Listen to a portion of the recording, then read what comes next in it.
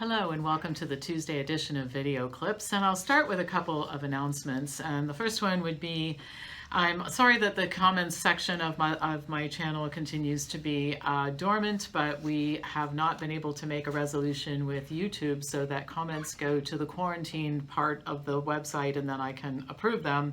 Because as I've said, there's so many that have terrible language and that kind of thing. We just can't let that stuff on the channel. And so as soon as we can, we will undisable the comments section. And I do want you guys to comment. And some of you have been sending me an email. And I'm getting a lot of the vitriol and terrible comments that way too, but that's okay. My email address is pampopper@msn.com. Upcoming classes include the Cancer 201 course, where we are actually quantifying some of the alternative treatments that people are interested in. And what I mean by quantifying is mushrooms, for example, medicinal mushrooms are good for you. Well, how good for you, and for what types of cancer, and that sort of thing. I mean, those are the kinds of questions we're trying to answer. So that's coming up soon. I have set another conference call for professional development for people who are interested in our professional development programs, Monday, April 6th at 9 p.m. Eastern. I did a daytime one last time, and I'm doing an evening one this time because I know some of you do still work and it's difficult during the day. And then I have had some people ask me about the potential for doing an accelerated professional training program, not by leaving things off. When I say accelerated, I don't mean like we don't do all the curriculum. What I'm talking about is that we would have classes more often and shorter intervals to get homework done so that you could be using this information in your practice sooner rather than later, like toward the end of the summer. And I'm thinking I'm going to do it, but if you're thinking, like a lot of people are right now, number one, I'd like a career change. I've heard from, I don't know, 2 or 3 dozen nurses who have said, I'd like to not be doing this in as short a time as possible after all this is over with. And so if that's interesting to you, let me know, all right? And I probably will put something together where we just get this done in 3 months instead of, or 4 months instead of in a year and a half. And then we now have virtual yoga and virtual workouts. There is a free 15-minute yoga class and a free 20-minute individual workout available to you if you'd like to take advantage of those opportunities. Our email address, my email address rather, pampopper@msn.com. We can get you set up for those things. I know that a lot of you just really are bothered by the fact that we charge for things around here, but I'll remind you, this is free. Free workout, virtual workout is free. Free 15-minute yoga class is free, and there is a limit to how much we can do for free around here. But we continue to make resources available to the extent that we can and still keep everybody here employed. Now, the topic I want to talk about today is in reference to my coronavirus video that posted a couple weeks ago. And I want to comment about the bigger picture, the types of commenting that goes on. I want to talk about the coronavirus specifically. I'm going to share some data with you that I think is interesting and disturbing at the same time. And then I'm going to give you some updated numbers to take a look at in terms of coronavirus itself. I want you to keep in mind I'm filming this on March 19th. So by the time you see this next Tuesday on the 24th, there may be a little change in the numbers, but it's not going to be significant enough to change what I'm going to tell you. All right, so here goes. While there are clearly many viewers who appreciate the content that I provide on this channel, there are critics, then I'm a big girl. I can take criticism, and usually I just ignore the people screaming at me. I think this goes with the territory. You put yourself out there, you say controversial things, because telling the truth has become controversial in our society, and you're going to get some of that. But there does come a time when response is needed, and I do want to respond to some things. So I want to address a couple of major issues. One is the thousands, literally thousands of emails received asking if I stand by comments I made in the coronavirus video. I do. And actually, as the situation goes on and more data is coming our way, I'm being proven right every single day. And I'll get back to this after covering a few things first and share some updates, okay? So the first issue I want to talk about is I heard from many viewers who are staunch defenders of our government. They say that I have no right under these circumstances in particular to say anything critical of ours or any other country's government policies regarding particularly the coronavirus issue.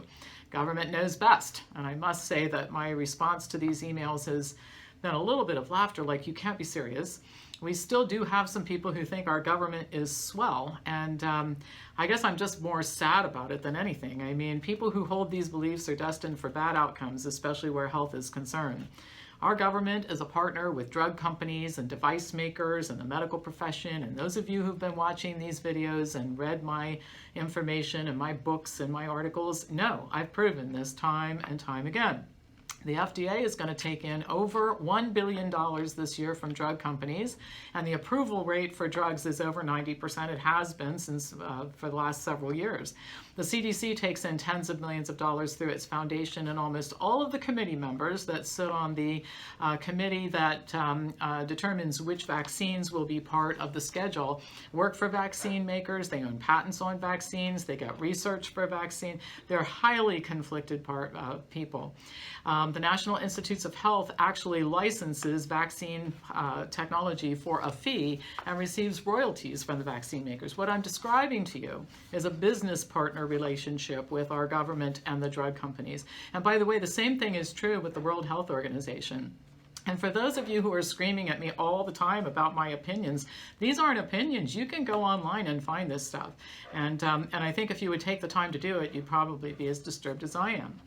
The bigger issue, though, has to do with rights. And I really, the belief that criticizing the government is a bad thing, I think, is ignorance about our Constitution, the Bill of Rights, and our history. It's our right to criticize government here in the United States. Free speech is one of the things our founders fought for when they declared our independence from England.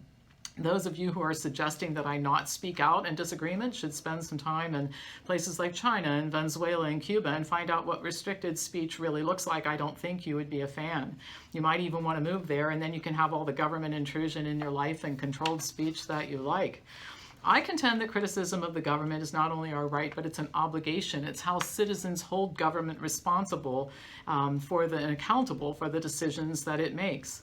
My contention is that many of the federal and local government decisions have been terrible, misdirected, and based on lies, particularly as it pertains to coronavirus. Issue number 2. Some of you suggest that nobody except immunologists and specialists in infectious disease should be talking about the coronavirus.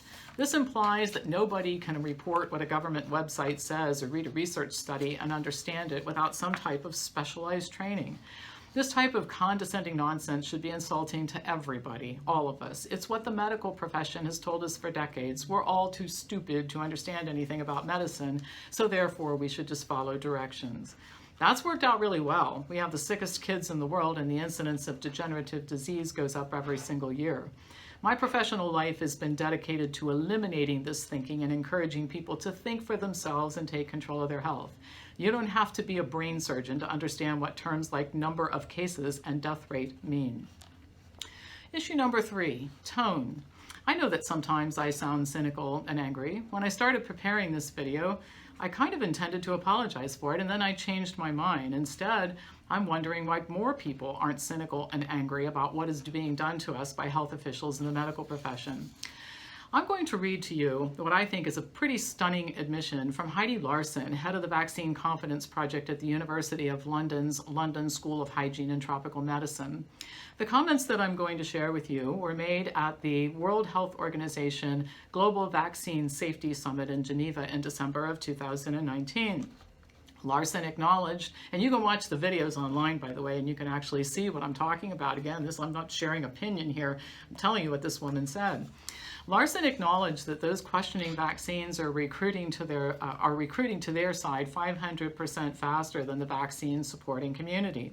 She said that calling these people names and dismissing them and silencing them leads people to believe that there's something to hide. Well, of course, that's what we're saying. If you can have a rational argument about it and refute some of the things that some of us are saying, then please do that. But censoring speech is not the way to gain confidence in anything. She acknowledged that people have legitimate concerns about safety and ingredients found in vaccines, and they don't feel that their questions are being answered. She says, quote, this is a direct quote, "There's a lot of safety science that's needed, and without the good science, we cannot have good communication. You cannot repurpose the same old science to make it sound better if you don't have science that's relevant to the new problem. So we need more investment in safety science." She acknowledged that a major issue is safety testing. Vaccines are not subjected to the same safety testing as drugs, despite the fact that vaccines are administered to infants at critical stages of development with relatively weak immune systems. Vaccines are classified as biologics, not drugs, and they're therefore not subjected to double-blind and placebo-controlled testing like drugs are. She also noted that vaccinated populations are not compared to non-vaccinated populations, which could provide reassurance about vaccines. Now, what she didn't say is that on numerous occasions, people have offered to give to the government medical records for their unvaccinated children, and there are quite a few unvaccinated children in the United States. The government has never indicated any interest in looking at these data, and I think I have a pretty good idea why. Larson acknowledged that an increasing number of doctors and healthcare providers are losing confidence in vaccinations and that this is quote unquote a huge problem. And it is. If the medical profession no longer stands behind the vaccination program, it's over. That's the biggest confidence in doctors is one of the reasons why this program continues. And here's the most incredible admission, and this is a direct quote. The collapse of public confidence in vaccines comes even as vaccines become more critical to public health. The reason, the natural immunity that people had developed to many diseases hasn't kept up with the diseases themselves, and in some cases has even waned. Larson goes on to say that we rely on vaccines more now than ever because our collective immunity is not what it used to be. We're in a fragile state now, she says. Now, please tell me, what kind of tone do you think is appropriate for this? Happy? Think the WHO and the CDC are great people doing great things. They've acknowledged that there are huge shortcomings in the research concerning vaccines, and those of us who are classified as nut jobs and anti-vaxxers, and some names I can't mention on this show, may have a point. And then please tell me what part of this seems so hard to understand by the average person. Think you need to have an immunology degree to understand what I just read to you? Give me a break. And then there goes that tone again. I just can't help myself. And my question is, what's wrong with people who are not outraged and angry about what I just shared with you? So issue number 4, some of you have accused me of promoting conspiracy theories about the origin of the virus or the agendas of the inducing panic. I think those who think that China doesn't have any kind of role in this campaign of misinformation are incredibly illiterate about world affairs. You've not only not read the history of our country, but you don't read what our health authorities are saying now or anything about what's going on in the world. There goes that tone again, I know, but it's hard to have a conversation with people who don't check things out. And I want to remind you, and while we're going to talk about the coronavirus here, China, every politician in this country on both sides of the aisle was talking about the fact that China intended to interfere with our elections this year. Well, I think they did a pretty good job, didn't they? I think another thing is that China has wanted to be a world leader for a long time. And what's everybody talking about right now? We can't get drugs out of China. We can't get antibiotics out of China. How dependent we are on China. I think the Chinese wanted to gain leverage. And one of the good things that I think that could come out of this is the United States moving a lot of those manufacturing jobs. And I hope they provide incredible incentives to bring those jobs back to the United States. We're going to have a lot of unemployed people at the end of this debacle who need employment. And that could be one way to solve the problem. So anyway, as I mentioned in the beginning, I stand behind the comments I made originally, and as the more and more data come out of this situation, I think that you'll see that I was actually right about it. And one other thing I'll mention, have you noticed that China is just in great shape now? The whole thing's over. Apple opened up all of its stores last Friday, and they closed everything down worldwide in other places, but they opened up, and the Chinese have gone back to normal. So this is a very contagious virus. In fact, you and I can't go to the movies tonight, but in China, like one of the most densely populated places on the planet, it really never spread like wildfire like it's supposed to do here. So either the Chinese were lying about the virus or they're lying about the recovery, but how you can look at all of this and have any confidence in China and not think that there's something wrong with this is just kind of beyond me at this point in time. Now, I want to go through some data that I think is important. So, as of March 18th, yesterday, 7,800 people had been diagnosed with the coronavirus in the United States. There have been approximately 118 deaths. Different sources provide different numbers. Now, the global cases, more than 214,000, and global deaths, 8,732. Now, I want you to hang on to that in your mind, and I'm going to share this other data with you. The Centers for Disease Control reported that there were 35.5 million influenza-related illnesses and 34,200 people died of flu in the 2018-2019 season on one of their pages, okay? This is CDC data. Again, I don't have an immunology degree, but tell me what part of this is really hard for people who don't have an immunology degree to understand. I'm also not a virus specialist either, but data are data, all right? We'll go with those numbers. So why wasn't an emergency declared then? This is much more serious. 214,000 cases and 8,732 global deaths. In the whole world, 8.5 billion people. We had 35.5 million cases of influenza and 34,200 deaths in 2018-19. No epidemic, no closures, no panic. If somebody has an explanation for that, I would like for you to give it to me. And nobody has ever been able to come up with one.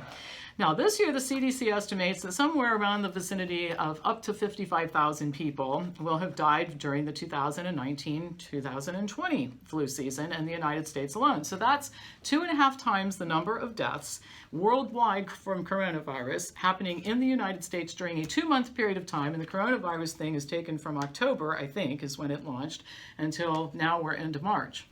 So the data were taken from CDC and World Health Organization websites. And again, I do not have a Harvard medical degree. I'm not a virologist. I'm not an immunologist. But tell me what part about those numbers is difficult for normal people who understand, math for everyday living. What is wrong with those numbers? It simply doesn't add up. And how anybody can look at these numbers and look at the response that we're seeing right now and not think that something isn't right is beyond me. And I'll tell you, the choices are very simple. Either we have a serious problem and we're really being lied to it, there really are 25 million deaths, or we don't have a serious problem. But whatever it is, you cannot reconcile these numbers with what we're being told every day. Another thing I'll mention to you, 1.7 million people died of tuberculosis in 2017. Why not any quarantines then? Well, that was worldwide. So anybody want to make the case still? Do you need advanced degrees to understand this stuff? I don't think so. And who benefits from this? Me and the conspiracy theories, right? Who benefits from this? Drug companies. Drug companies love to make vaccines, and one of the reasons is in countries like the United States, they have no liability. Some of you may not be aware that they negotiated an agreement with the federal government here to be held harmless for any damage, injuries, or deaths due to their products. And so they don't have much to lose and everything to gain by bringing a new coronavirus vaccine out very quickly. We were originally told, by the way, that it would be the 21-22 flu season. That was going to be 2021, and now we're being told it's going to be available very, very soon. I'm sure it will be. They're fast-tracking it. All right, I want to cover another thing regarding coronavirus, which is cases versus deaths. Okay, so every time people turn on the news, they go, oh my gosh, there's more cases. Okay, let me give you an analogy. Let's say that I decide to do a study of the number of times in the United States that people got their brakes repaired in calendar year 2019. I'm just going to pick a number. 7 million sounds like a scary number, right? Okay, so 7 million times brakes had to be repaired. So what I do is I get on YouTube and I say, we have an epidemic of problem brakes in this country. 7 million times they had to be repaired last year just in the United States. Okay, that's a useless number because we're talking about people who took their car to a shop, got the brakes fixed, and kept driving, okay? What we really want to know is how many people ended up in an accident as a result of failing brakes. The brakes didn't work, and so they crashed into somebody, killed somebody, injured somebody. And I'm going to pick a number that's significantly lower, just like we have with the coronavirus. So let's say that we come up with 10,000 times in North America. Now, first of all, that's a much more useful number because something bad happened there, okay? And we start to look in, and if we focus on the 10,000 instead of the 7 million, we get some really usable data.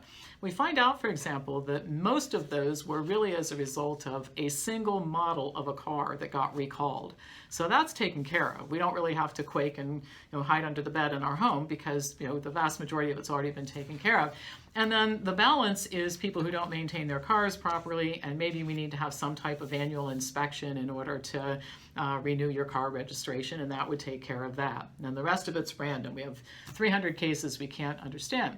But the point is that when you focus on cases, what you're doing is scattering all the energy into the wind, because the cases don't matter. People get the flu and they recover every day, and they get the colds and they recover every day. People get their cars repaired and they drive happily ever after, and they don't hurt anybody every day. What counts is deaths when it comes to a virus. And if we look at the deaths, we would find out that it is mostly elderly people who have comorbidities. And that, by the way, is Italy. Italy has the oldest average age of population in all of Europe. And it's one of the reasons why Italy has been hit harder. And so the average age in Italy is like 13 years older than the average age of people in the United States, for example. The Italians stopped having babies a couple generations ago, and I don't know why that is, but the context behind the death rate in Italy is very, very important, and it's never mentioned because we're really trying to gin up fear in everybody, not to actually solve the problem. But here's the point I want to get at. The elderly vulnerable population is a group we should be focusing on, and while we're trying to keep me out of the library, we're not paying the right kind of attention to people who are 90 years old, take 13 drugs, and are lying in a bed in a nursing home being cared for by unhealthy people who are wearing a flipping mask that isn't going to stop the transmission of anything, okay?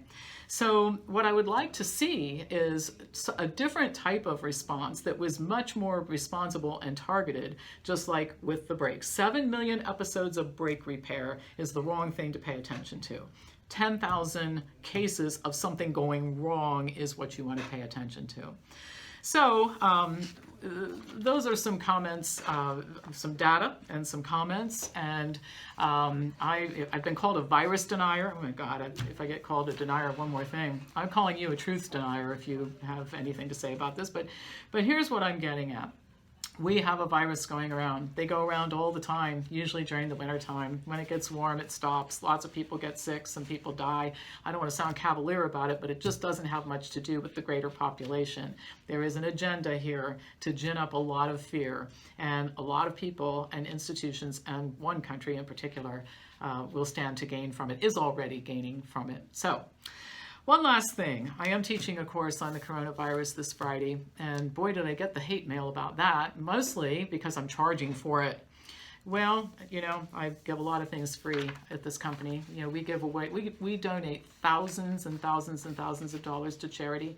I do the same thing personally. I volunteer an enormous amount of time working on public interest projects and animal rights and all kinds of things, okay? So, and then I spend a full work day every week preparing videos and writing a newsletter article, give that away for free. And we have a free membership where people can get to participate in one of the conversations with Pam sessions, and you get some free articles. I mean, there's a limit to what we can do for free here.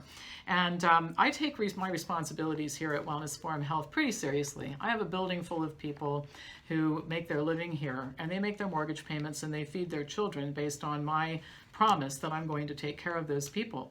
And so I have to balance what this company can give away for free versus what we have to do in order to stay in business, take care of everybody here. And so we basically looked at this and said, listen, there are probably 75, 80 hours involved in putting together a good workshop. If we're going to do it, we're going to have to charge for it. If we don't do it, we have no way of responding to the thousands of emails we got from people who wanted their questions answered, some of whom got hostile and said, I don't understand why you don't get back to me. Again, limit to what we could do for free. So anyway, that's what we decided to do. And my feeling about it is that if it bothers you to pay us for something, then don't. But why do you have to scream at us when there are people who want to pay us for doing things? And I really don't know how anybody can run a legitimate business without charging for services and still be good for all of the commitments that you've made, everything from the landlord who leased us this space to the people who depend on us every week for an income. So I've given you some more information on the coronavirus. I stand by what I said before. I've given you some information about some of the comments that I get that I hope will clarify, and I hope that some of you will at least understand my perspective a little bit better. And I hope I've incentivized at least a few people to check into things a little bit more before you are so quick to make statements about things. So My email address is pampopper@msn.com. If you're interested in any of the things that I've talked about that we offer here today, please give us send me an email. Our phone number here is 614-841-7700. I'll be back to you on Thursday with more news. Pass this on, as usual, to anybody who you think would enjoy watching it. Thank you for watching.